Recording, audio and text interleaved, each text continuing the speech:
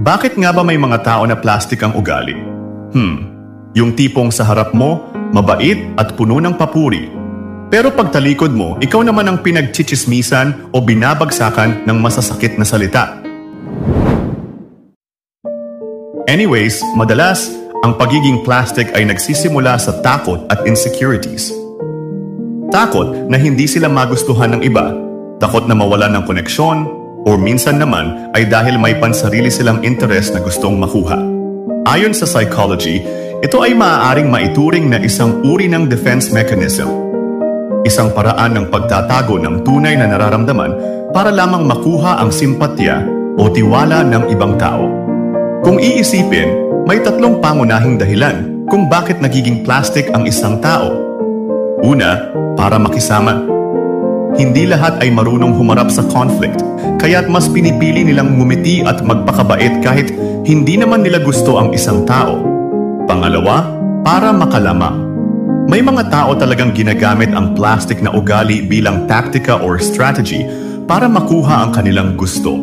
Maaaring pabor, oportunidad, o kahit simpleng atensyon. At pangatlo, dahil na rin sa impluwensya ng kultura. Mula pagkabata, madalas nating marinig na maging mabait ka sa lahat. Kahit nasa loob-loob mo ay may mga bagay kang hindi sang-ayon o hindi mo talaga gusto. Sa madaling salita, ang plastic na ugali ay parang maskara.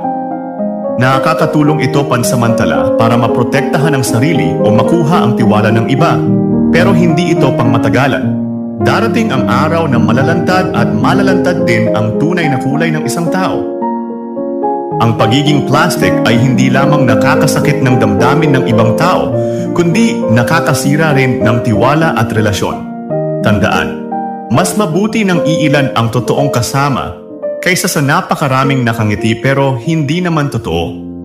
Mas mahalaga ang pagiging totoo kaysa sa pagiging gusto ng lahat. Kayo ba mga ma'am at sir, naka-experience or may nakasama na ba kayong tao na sobra ang kaplastikan? At paano mo naman sila napakisamahan?